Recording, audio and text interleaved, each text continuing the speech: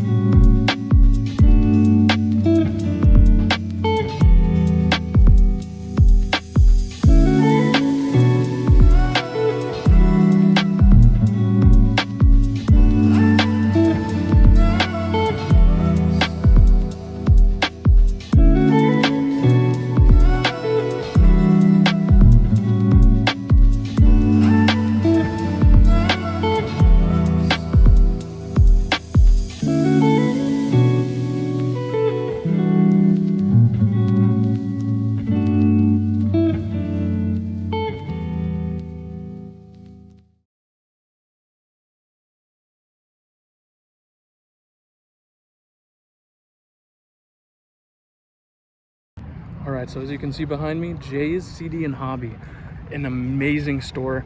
The collection of games that they have is amazing. There were so many things I wanted to buy, I didn't have the money for. But I'm going to show what I got here in a bit. Everything in the store was 10% off. You really can't beat that. All right, so first we have this game, the 3 games from the last week video. I went to Jay's and they have a disc resurfacer. For the first disc that you get resurfaced, it's free. And then every single one after that is $1 a piece. So this cost me $2. This was included in their 10% off sale, if you can believe that. So it was actually a little less than $2 with the 10% off. And if you can see, there's still some scratching on it. It's not like perfectly clean, but it should have no problems playing. That little bit of weirdness, there's a hair I just tried to blow off. It doesn't seem like it wants to. But this should have absolutely no issues playing Kingdom Hearts 2 for the PS2. The most important one here, the Sheep Raider, that I am going to be reselling in order to build some more funds for the game collection. As you can tell, also has some minor scratches on it still, even after the resurfacing. I didn't want to do a second run. They were super busy. And then here with the Devil May Cry 3, similar situation. Still has some minor scratches, but nothing that should impede gameplay. Maybe some minor skips, but it is a fully functional game. I thought about it a lot, and I am going to add Devil May Cry 3 and Kingdom Hearts 2 into the collection, and then I'm going to sell Sheep Raider. I know that it's not complete, and that's something that I usually strive for, and the Kingdom Hearts is disc only. But at the end of the day, you find a lot of Kingdom Hearts games, and it's very likely that maybe I'll be at a garage sale someday and I'll find a Kingdom Hearts game and it doesn't have the game in it, you know? So it's also just not worth that much disc only. So, you know, it doesn't really make sense for me to sell it. I'd be selling it at a loss. So for the meantime, I'm either going to be holding on to it until I can find something to help complete it, or until I get enough other games in a lot that I can kind of sell them together. So for now, Devil May Cry 3 Special Edition and Kingdom Hearts 2 are being added to the collection right here in front of Yu Hakusho. Now, at the store, I saw so many things that I wanted to get. I was really looking at that egg for the Sega Dreamcast. It wasn't a bad price. It can go to up to $120, and then, you know, with the 10% off, it would have been a good deal, but I just didn't feel comfortable spending that kind of money. I did, however, spend a little bit more than that amount of money on 3 different games that I think are going to be better investments in the long term, and, you know, are just there. It's better to spend that amount of money on 3 games than it is on 1 game at this stage of my collection. So the first one for the Nintendo Switch is Dokapon Kingdom Connect. So this, as you can see here, was $39.99 used, but you have to think too, with the 10% off, this was actually $36. And if you know anything about Dokapon Kingdom, you know that this is a series that for the Wii and for the PS2 and specifically for the DS, it is very expensive.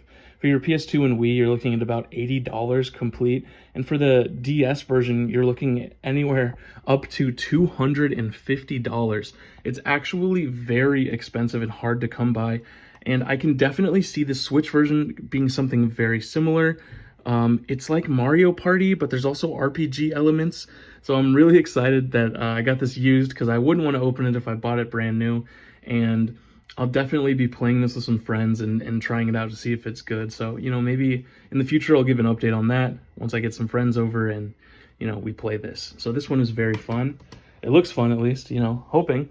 Another one, so this is sealed for the PlayStation 4. This was $40 before the 10% off. That's Gal Guardian's Demon Purge for the PS4. This is a Metroidvania where you control 2 different female characters. One of them has a machine gun. from the gameplay that I've seen, it looks really cool. The pixel art is actually really well put together, and I've heard a lot of good reviews about this game. So getting this sealed is actually, it's good and bad. I'm probably gonna have to buy it on the eShop if I want to play it, because I don't want to open this up when it's sealed like this, because it's already going for $60 sealed, and you don't really see a lot of copies of these crop up on eBay. So I think it's something that definitely, you know, I want to open it and play it, but I think keeping it sealed in the long run is just better for the collection. And again, if I want to play it, I can always, you know, also just wait for it to go on sale on digital, and then, you know, buy that and then have the sealed copy as well.